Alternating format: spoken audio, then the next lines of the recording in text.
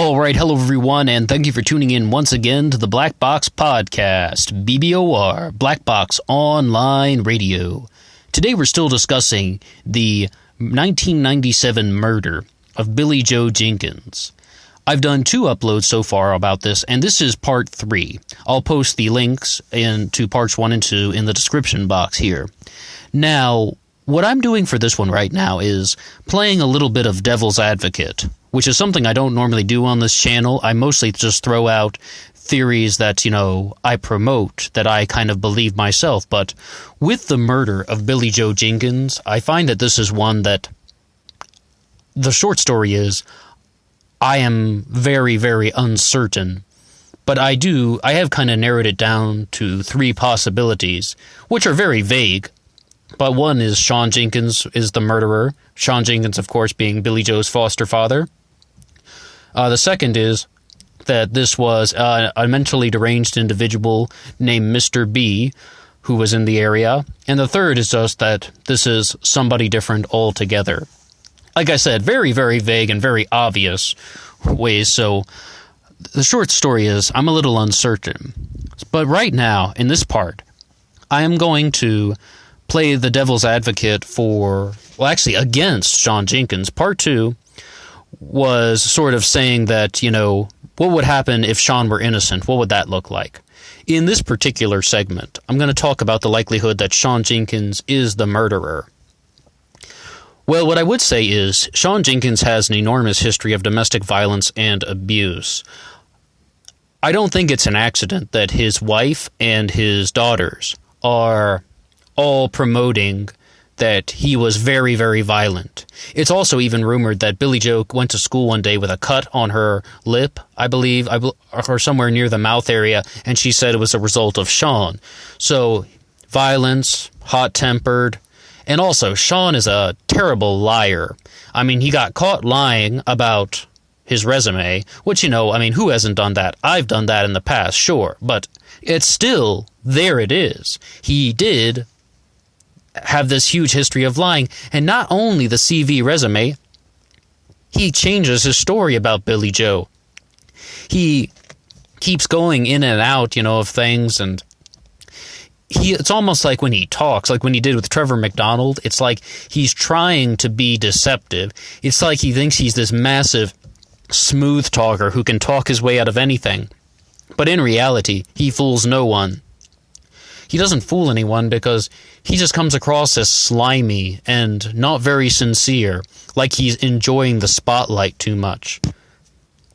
Now, did Sion Jenkins have time to murder Billie Jo Jenkins back on that day in 1997? The answer is yes. It's like Sion Jenkins, probably saw Billie Jo either in the house or back on the patio. What's most likely happened was he didn't like her paint job. I believe there was something about how she painted the inside of the door as well as the outside, and she was only supposed to paint the outside. And also she got paint all over the some of the tiles on the patio, and Sion was very disappointed about that. A small exchange of words, and it probably got out of control, and Sion would strike her. And Sion puts the plastic up her nose to make sure she's dead. Because if she's not dead, then he's already going to jail anyway. At least this way, he has a way out.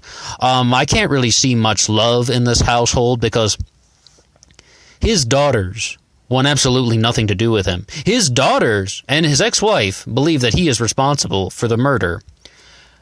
Yes, it is physically possible for him to have committed this murder, bludgeoning Billie Jo to death and inserting the plastic into her nose, and then coming back out to meet his other daughters to drive to the store.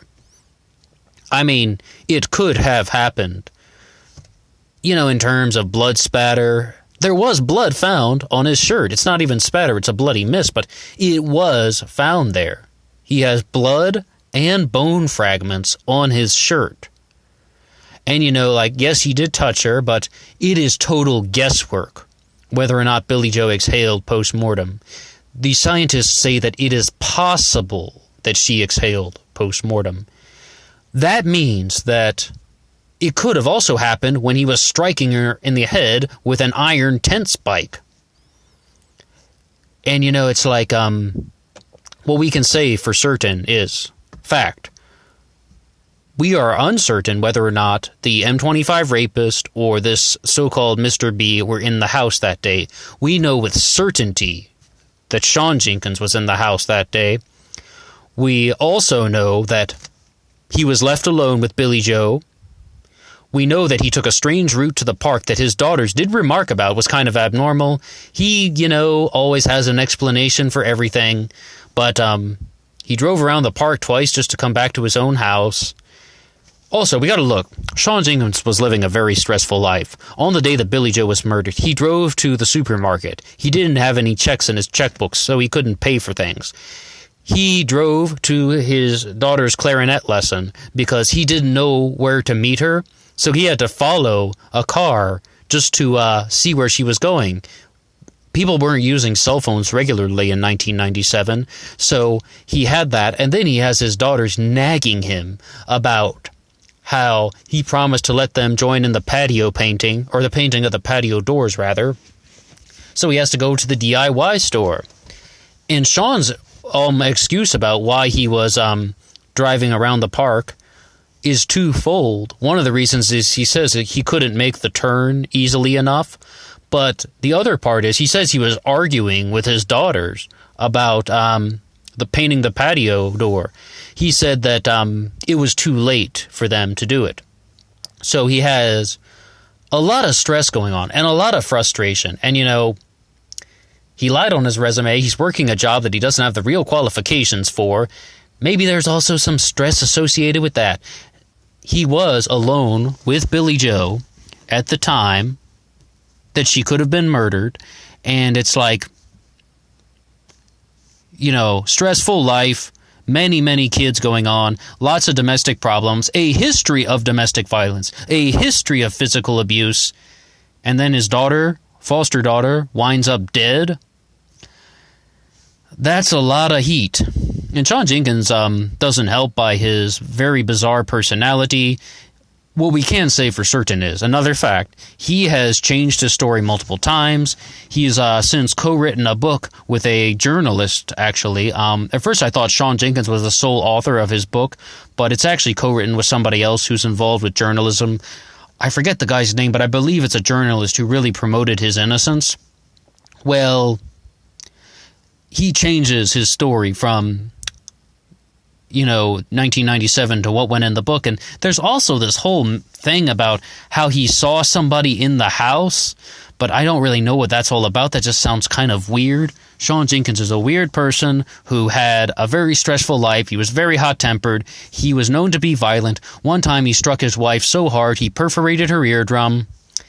And on Trevor McDonald, he was like, she had an infection. Well, I mean, that was one thing that I really, really that sounded like the most painful lie out of all. When Trevor McDonald asked him about, are these allegations of physical abuse true? And he's just like, no. I mean, you could really see him thinking, and he's like, oh, should I tell the truth or not? But what I think is most likely is that, yes, Sean was physical. But why wouldn't you just admit to that when he's asking him simple questions like, did you spank your children with a stick or a slipper? A slipper? I mean, lots of parents do that. And that's not always chalked up as serious abuse. I mean, how hard would it have been to say, yes, I did discipline my children, but I did not use excessive force? How hard would that have been? But instead, he's just like, no. He's denying everything because that's just like sort of what he is programmed to do. That whole notion of being a pathological liar. All right, so we do have enough time for Sean to commit the murder. We do have his kind of bizarre behavior that was noticed by his daughters. I mean, I believe they made multiple comments about how they thought his behavior was strange that day, and I think they also have some statements saying that he was acting strange in the days prior to Billie Jo's murder. I'm just going off of, what other people have described on YouTube from some of the other channels. I mentioned one in part one of this from Destiny Claire, and who gave some notes about that. Also, Caitlin Rose did a special on this one, and she said very similar things, that leading up to the murder of Billie Jo, Sean was acting very strange. This was not a stable person, and this was a problematic household. We do have reports of domestic violence, but what kind of judgment does it say when it's like, they lived in a high-crime area, they were going to install security lights because they thought that there was a lot of criminal activity going on. Your foster daughter is reporting that somebody is following her, who, this guy's following me. So what do? Okay, yeah, that's nice. Now we're going to go out and buy paint thinner. See ya! And they just take off. I think everybody is kind of in agreement that Sion Jenkins has expressed some very bad judgment. And you can't really put too much on the daughters because, they're also minors. They were still children at the time. Sean was the only person in the house that was an adult when he left Billie Jo. The mother, Lois, was not there. And that's a very big thing. Like, that's sort of the whole thing. That's the only fact we have. The only adult male that was around the house with certainty was Sion Jenkins. If you're going to say that it's the M25 rapist, that's an assumption. And what are the assumptions that are associated with the M25 rapist? That he used his own weapons? I mean, like, that he didn't carry weapons and he would just find an object nearby to strike someone with? Anybody could have done that. That could have just as easily been Sean. Pure assumption. It is pure assumption to link this to the M25. And moreover, we don't have any certainty that this Mr. B, whoever he is in the house. Also, this guy, if he is so mentally deranged that he couldn't even be questioned by the police, why do people think that he would have been able to get that close to Billie Jo? I mean, no reports show him being anywhere near the house exactly at that time. The only person who was in the house was Sean. Not even the other two daughters. They were out waiting by the car. The only person with definite certainty that was in the house on the day that Billie Jo died was Sion Jenkins. We got to look at what's the least amount of assumptions. If we're going to say that this was any other person that committed the murder, it's starting to get very assumptive, and it's really going down almost sort of a rabbit hole. Well, everybody, that's my sort of devil's advocate that Sion Jenkins was the murderer of Billie Jo Jenkins. What do you think? What do you think about everything that I put forward for this side of the devil's advocate?